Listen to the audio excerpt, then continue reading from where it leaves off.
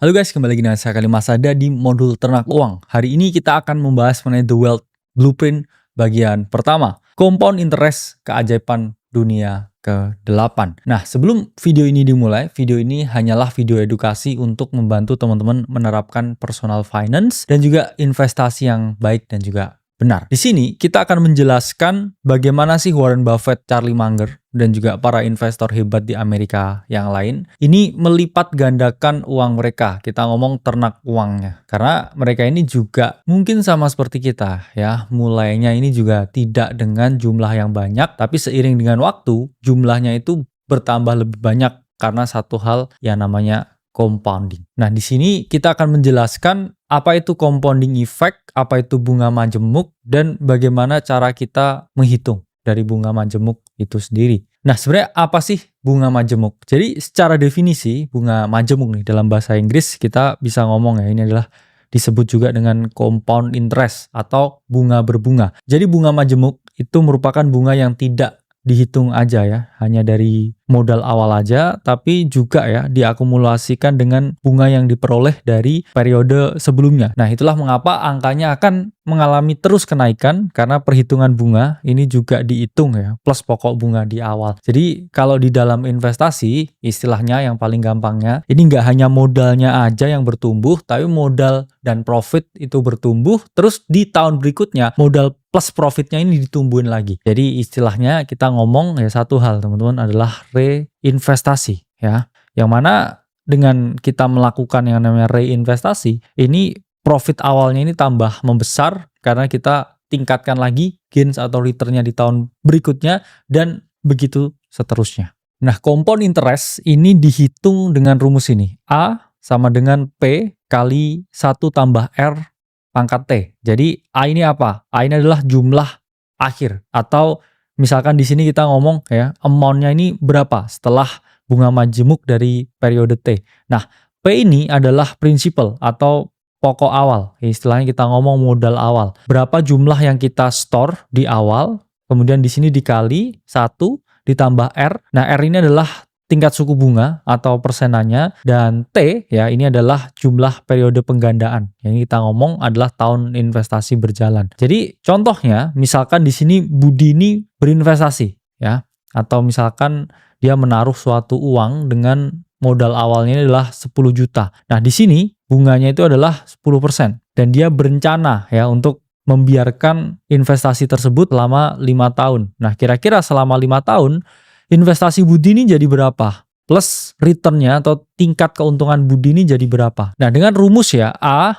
sama dengan P kali 1 ditambah R atau bunganya dipangkatin 5, kita udah bisa ketemu angkanya nih ya. Kan tadi udah dijelaskan Budi awalnya P itu adalah pokoknya di awal, investasinya ini senilai 10 juta, kita masukin di sini. Nah, dikali 1 ditambah R. R itu apa? Bunganya. Tadi kan udah dijelasin, bunganya Budi itu 10%. Dan 5 tahun, selama 5 tahun. Jadi RT-nya itu 5 tahun. Jadi 10 juta ya dikali 1,1 pangkat 5, 10 juta dikali 1,6105. Jadi hasilnya 16 juta 106 juta 100. Jadi 5 tahun ke depan investasi awal Budi 10 juta itu akan menjadi 16 juta 106 juta 100. Jadi di sini kita tahu bahwa ada keuntungan bersih atau laba bersih sekitar 6,1 juta setelah Budi melakukan akumulasi atau compound interest selama 5 tahun. Jadi teman-teman, itu adalah the magic of compound interest. Kalau kita ngomong di sini misalkan ya, kita berinvestasi pada risk free asset dan kita taruh modal awal 10 juta selama 5 tahun. Ya, ini kita nggak ngapa-ngapain, kita udah dapat gain ya 60% lebih. Jadi tanpa ngapa-ngapain, asal kita gulung terus, reinvestasi terus, ya, bunga yang kita dapatkan dari periode sebelumnya kita masukin lagi dan juga kita masukin lagi. Jadi mengapa orang bilang ini compound interest ini adalah keajaiban dunia ke-8? Ya karena kita bisa aja ya kayak tidur, kita perbesar lagi modalnya dari yang kita dapat sebelumnya ya. Dan kita pun juga bisa ya tambah injection ya every year ya dengan pokok yang selalu bertambah dan juga perkalian yang semakin meningkat ya di sini. Jadi jumlahnya akan semakin gede. Nah, di finance ini ada satu rules yang namanya Rules 72 atau aturan 72. Aturan 72 ini adalah suatu rumus yang mana memperkirakan berapa lama waktu yang dibutuhkan agar investasi kita ini double ya. Jadi dengan menggunakan ya aturan 72, kita bisa mengetahui nih kalau kita investasi sekian, oke, ini kira-kira dia double itu berapa lama, butuh berapa tahun. Rumusnya yaitu adalah 72 dibagi tingkat suku bunganya untuk mengetahui kapan nih kira-kira investasi kita akan gain 100%.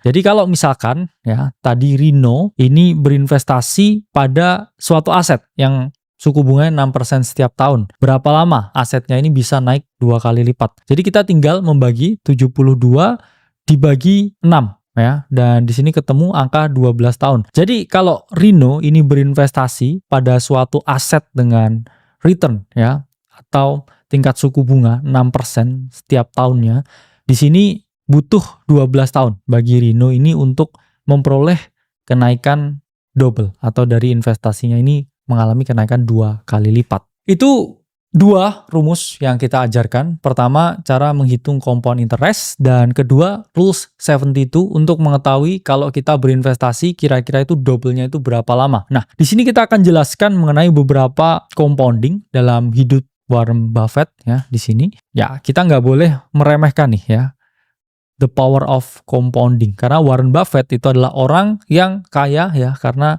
compounding ini. Kita lihat historinya ya. Di sini ketika umur 21 tahun, di tahun 1951, Warren Buffett itu hanya memiliki kekayaan 20.000 US dollar ya.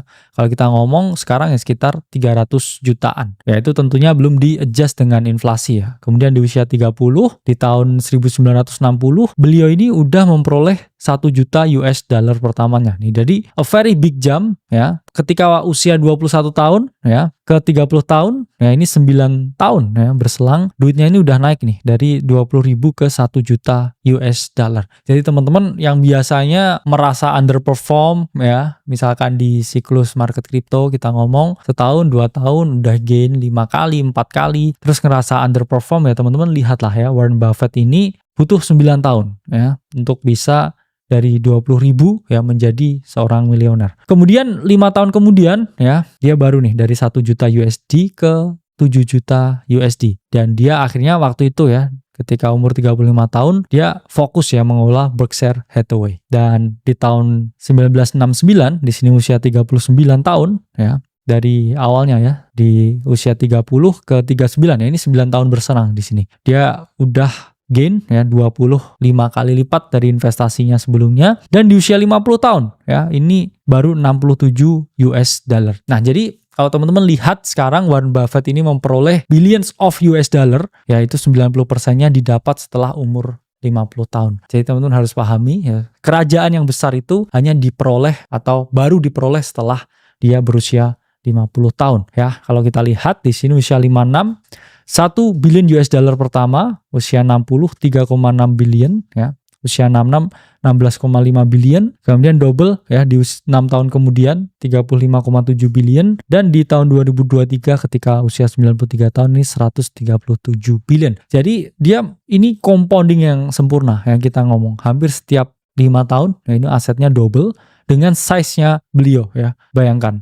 Inilah pentingnya ya teman-teman menerapkan compounding dan terus melakukan reinvestasi. Karena kalau kita tahu Buffett sendiri gaya hidupnya juga masih frugal, dia bisa mencapai ini semua. Jadi masalah lifestyle-nya akan kita bahas ya nanti di modul yang sama juga. Kunci utama dari kita melakukan compounding itu adalah reinvestasi profit kita ya. Ketika mau compounding nggak boleh nih kita putus di tengah-tengah ya, terus kita ambil modalnya ya, modal keluar. Atau misalkan kita di sini mau keluarin disinilah saya keluarin dulu profitnya. Itu nggak boleh. Jadi saran dari Buffett ya itu adalah terus melakukan reinvestasi. Bahkan bukan hanya reinvestasi dari profit sebelumnya. Buffett pun juga memiliki banyak sekali perusahaan-perusahaan yang dimiliki 100% dan tidak publik ya, seperti asuransi, kemudian makanan, consumer goods, yang mana beliau ini terus cash in buat dia investasi lebih gede lagi. Jadi Warren Buffett ya itu nggak pernah tarik duit keluar, tapi cenderung masukin duit ke dalam. Dan ya, inilah teknik reinvestasi dividen ala Warren Buffett. Jadi dia mengakuisisi nih suatu saham, ya. Saham itu mendapatkan revenue atau pendapatan, kemudian dari pendapatan tersebut dia memperoleh profit, dan profitnya atau labanya itu dibagi lagi ke para pemilik saham, ke para shareholder, ya, dengan pembagian dividen. Dan setelah dia dapat dividen itu sama beliau dibeliin saham lagi, nggak dibeliin mobil, nggak dibeliin rumah, dibeliin saham perusahaan yang sama yang beliau yakin ini kuat. Nah, itu perusahaan yang kuat, ya, ini dia ngasilin revenue lebih gede lagi karena suntikan modalnya, dan dia memperoleh profit yang lebih besar lagi, dividennya lebih gede lagi, Buffett dapat dividen lagi. Nah, dividennya ini dibeliin saham lagi. Jadi itu kayak kita ngomong ya, the dividend flywheel, yang mana ini Buffett terapkan, ya. Dan syaratnya, ya, itu adalah satu, perusahaan yang diinvestasikan ini adalah perusahaan yang bagus. Jadi beliau ini menggunakan strategi ya, the dividend flywheel, akuisisi sahamnya buat perusahaannya bisa grow lebih gede, dapat profit, bagi dividennya dibeliin saham. Begitu terus, ya, selama puluhan tahun, sehingga dia memperoleh keuntungan yang luar biasa gede. Dan ya ini fakta yang banyak orang nggak tahu, ya, 99% bahkan ya kekayaan beliau itu didapat setelah umur 50 tahun. Menunjukkan ya betapa ajaibnya ya the power of compounding, dan gimana ya kita menerapkan bunga majemuk ketika kita ini masih pemula. Ya, pertama, investasi sedini mungkin. Beliau ini, Warren Buffett ini berinvestasi sejak umur 11 tahun. Jadi kalau orang bilang kayak investasi itu hanya gamenya orang kaya, itu salah. Ya memang saya setuju satu, teman-teman harus siapin dulu dana daruratnya, ya. Siapin dulu ya tabungan yang oke, baru kenal investasi. Tapi kalau bisa teman-teman kenal sedini mungkin, ya itu sangat baik, ya. Kalau dari umur belasan udah tahu pasar saham, pasar kripto, itu jauh lebih baik. Itulah mengapa nanti kalau punya anak, ya ada kecenderungan nih teman-teman udah kenalin lah ya saham, kenalin aset-aset keuangan semenjak dini. Dan terus ya konsisten over time di market, Buffett nggak pernah tarik duit keluar, yang ada dia malah injek duit terus ke dalam. Ya, every single time dengan bisnis-bisnis beliau yang memiliki cash flow yang sangat gede. Jadi always depo, ya, never withdraw. Ya, dan ini juga beliau nggak pernah tarik uang, ya, terus reinvestasi, ya, menerapkan frugal living, terus ya tambah terus duit yang ada, ya. Terakhir, hindari utang dan memiliki mindset jangka panjang. Jadi beliau pun juga nggak pernah pakai leverage, karena leverage itu hanya untuk spekulan, hanya untuk trader, investor, cari duit, ya, masukin duit lebih banyak, dan nggak usah pakai leverage, karena in the long enough time frame, harga suatu aset itu akan terus mengalami kenaikan. Jadi sampai jumpa di modul berikutnya.